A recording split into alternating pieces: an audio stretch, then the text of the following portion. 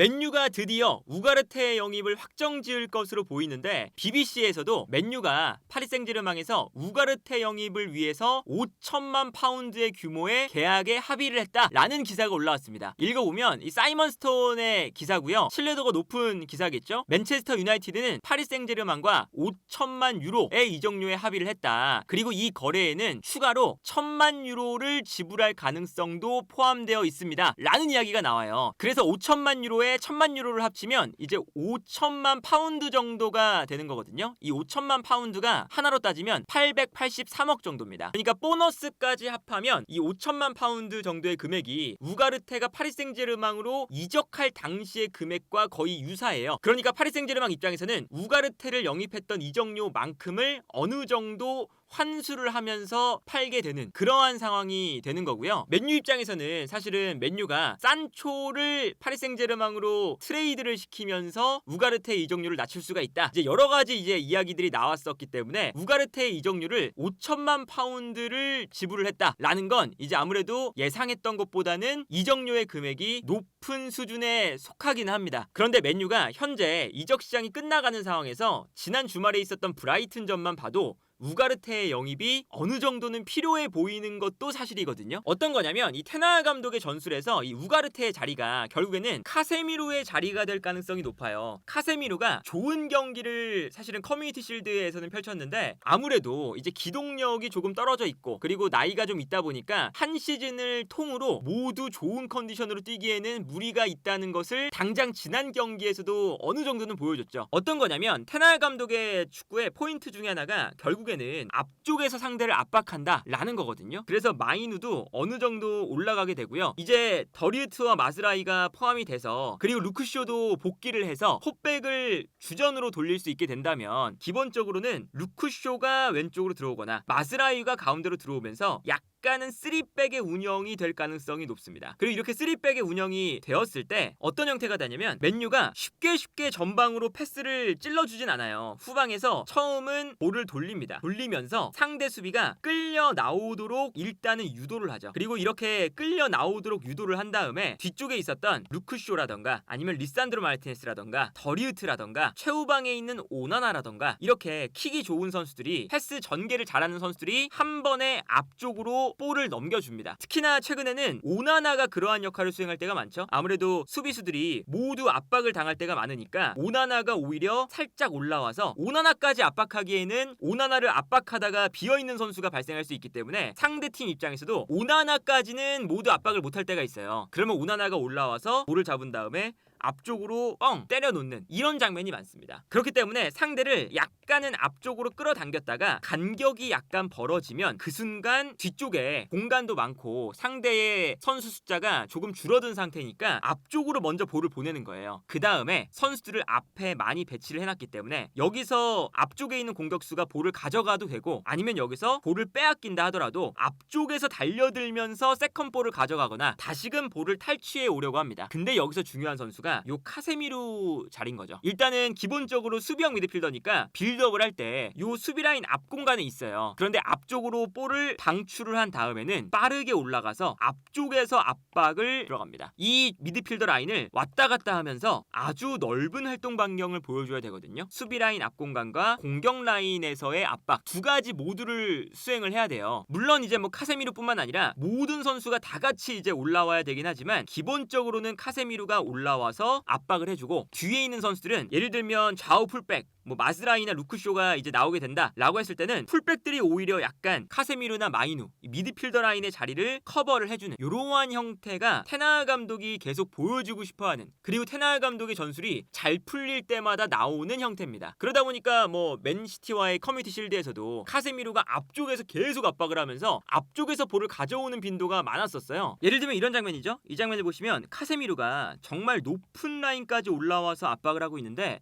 여기서 이제 이게 커뮤니티 커뮤니티 실드 장면인데요. 여기서 앞쪽으로 맨시티가 패스를 보내주니까 카세미루가 이 모습을 보고 있다가 앞쪽에서 압박할 공간을 찾습니다. 그 다음에 맨시티가 볼을 전개할 때 달려나가면서 이 공간에서 볼을 끊어버리죠. 사실은 카세미루가 요 중앙 공간을 비워두고 올라가서 압박을 한다는 게 참 리스크가 큰 거잖아요. 여기서 압박이 안 되면 순간적으로 뒷공간이 열리면서 문제가 생기니까. 그리고 실제로 지난 시즌에 맨유가 이제 약간의 문제점으로 심각하게 지적되었던 것 중에 하나가 저런 상황에서 카세미루가 올라가기만 하고 압박에 성공을 못했을 때 뒷공간이 비면서 역습을 너무 쉽게 당한다. 그래서 미드필더 라인의 간격이 정말 크게 벌어지는 이런 문제점들이 있었는데 우가르테가 이런 압박에 있어서는 아주 좋은 선수입니다. 그러니까 우가르테의 장점 중에 하나가 이 선수가 전형적인 수비형 미드필더는 아니에요. 그러니까 우가르테의 활동 반경이 이런 식이거든요. 이게 지지난 시즌 스포르팅에 있을 때의 활동 반경이고요. 지난 시즌 파리 생제르맹에 있을 때의 활동 반경도 이런 활동 반경입니다. 오히려 수비 라인 앞보다 앞쪽에서 움직이면서 압박하는 빈도가 더 높았어요. 앞쪽에서 많이 움직였죠. 물론 파리 생제르맹이 리그왕에서 아주 라인이 높은 팀이긴 하지만 그걸 감안해도 우가르테가 미드필더 라인을 돌아다니면서 계속 볼을 끊어주고 싸워주고 이런 역할이거든요. 그러니까 수비형 미드필더의 기본적인 역할은 수비 라인 앞을 지키면서 기다리고 수비 라인을 보호하는 건데 이런 것보다는 달려들면서 뺐는데 더 특화가 되어 있습니다. 근데 카세미루가 이제 지난 시즌부터는 그러한 모습이 좀 많이 줄어든 편에 속하죠. 그러니까 뭐 예를 들면 지지난 시즌의 카세미루도 테나르 감독 체제에서 수비 라인 앞을 좀 지키는 플레이를 했고 물론 앞쪽에서 굉장히 달려드는 플레이도 테나르 감독의 전술이기 때문에 많이 하기 시작했어요. 그런데 지난 시즌에는 앞쪽에서의 움직임이 조금은 줄어든 것을 확인할 수가 있습니다. 물론 이게 뭐 여러 가지 상황이 포함되어 있는 거겠지만 맨유가 수비적으로 나온 경기도 일단 많기 때문에 이런 것도 고려를 해야 되겠지만 기본적으로는 카세미루가 올라갔다 내려왔다 경기장 전체를 왔다 갔다 하면서 싸워주는 플레이를 하기가 이제는 체력적으로 좀 부담이 되는 편에 속하거든요. 그래서 예를 들면 이제 이런 장면이에요. 이 장면을 보면 맨유가 이 브라이튼전에 앞쪽으로 올라가서 압박을 하고 있는 장면입니다. 그런데 여기서 브라이튼이 앞쪽으로 패스를 보내줘요. 근데 그 순간 카세미루가 올라와서 압박을 하고 있잖아요. 그렇다면 이 카세미루의 뒷공간이 열려 있다는 거거든요. 그래서 이 다음 장면을 보면 이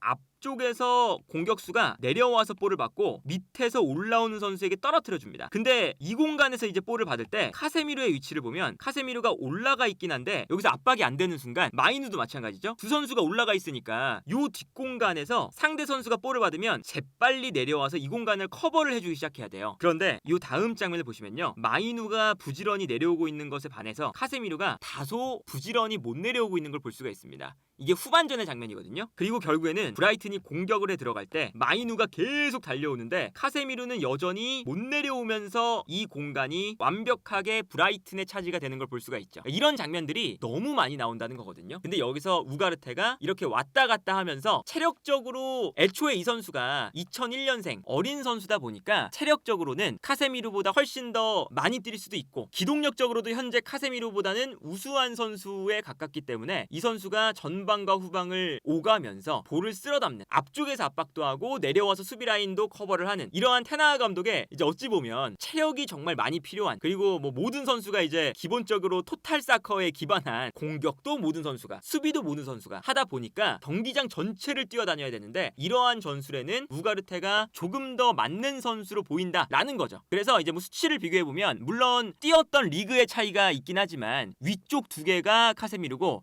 아래쪽 두 개가 우가르테거든요. 근데 태클 횟수도 보면 카세미루보다 우가르테가 높고요. 특히나 공격 지역에서의 태클 그리고 미드필더 지역에서의 태클을 보면 공격 지역에서의 태클과 미드필더 라인에서의 태클이 우가르테가 카세미루보다 최근 두 시즌이 훨씬 더 많다고 보여지죠.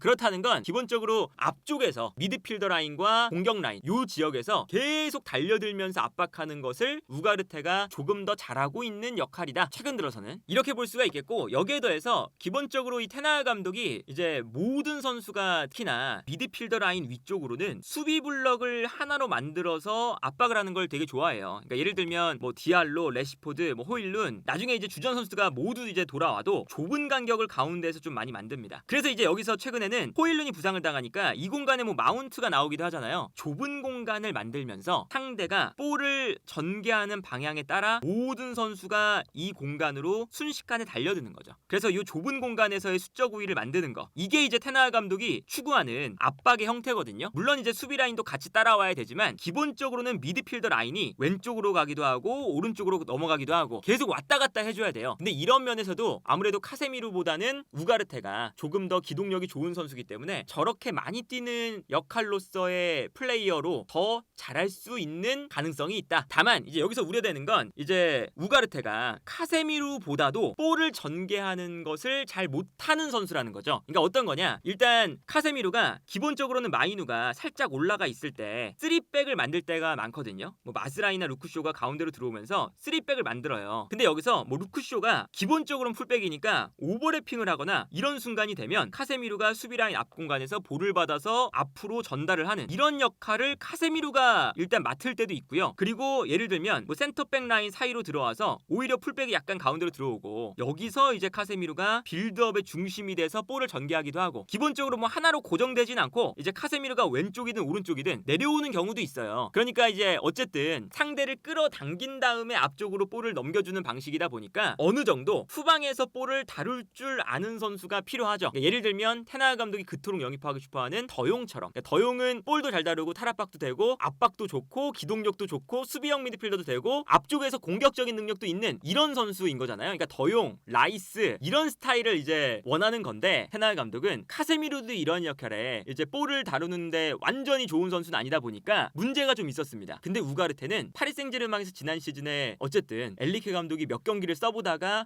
전반기부터 곧바로 거의 전력외 자원으로 분류를 했거든요. 그랬던 이유가 볼을 많이 못 다룹니다. 그러다 보니까 압박을 당할 때 압박을 당하는 순간 당황해서 볼을 빼앗기거나 볼을 전개하다가 미스가 나거나 그런 장면이 기본적으로 많고요. 그리고 앞쪽에서 압박을 한다는 뜻은 여기에 더해서 이런 거죠. 아까 말씀드린 것처럼 수비 라인 형성이 되어 있을 때 마이누도 올라가고 카세미루도 올라갈 때가 많다고 말씀드렸잖아요. 그럼 카세미루가 앞쪽에서 어쨌든 뒤쪽에 있다가 찔러주는 패스를 어느 정도 해요. 그래서 카세미루가 은근히 찬스 메이킹을 하는 선수거든요. 아무래도 압박에 대한 대처가 좀 안 되긴 하지만 카세미루가 가지고 있는 기본적인 킥력이 있기 때문에 특히나 카세미로의 트레이드 마크 중에 하나가 앞쪽으로 달려나가는 선수가 있으면 볼을 받자마자 원터치로 돌려놓는 그런 패스를 레알 마드리드 때부터 되게 잘했어요. 그렇기 때문에 찔러주는 패스를 어쨌든 압박하러 올라갔으니까 세컨볼을 가져오면 찔러주는 패스를 어느 정도 해야 되는데 우가르테는 특히나 공격 라인에서 이렇게 찔러주는 패스라던가 공격적인 전진 패스를 넣어주는 데는 매우 투박하고 거의 활용을 못하는 선수에 가깝습니다. 이제 그러다 보니까 우가르테가 기동력적인 부분에서는 이제 아무래도 카세미루보다는 우위에 있다라는 평가를 받을 수가 있지만 어쨌든 공격을 하거나 탈압박을 할 때 우가르테가 기술적으로 좋은 선수가 아니라는 거, 이런 것들은 맨유가 어쨌든 800억 가량의 아주 높은 금액을 주고 우가르테를 영입하는 건데 그것만큼의 활약을 우가르테가 할 수 있을 것이냐에는 의문이 어느 정도 간다. 그래서 맨유가 우가르테를 거의 영입하는 것에 가까워진 것으로 보이는데 우가르테가 맨유로 와서 어떤 활약을 보여줄지 모르겠지만 기본적으로 장점과 단점이 모두 공존하는 선수가 되지 않을까 싶고요. 일단은 맨유로 왔을 때 어떤 활약을 보여줄지가 매우 기대가 되지 않나 싶네요.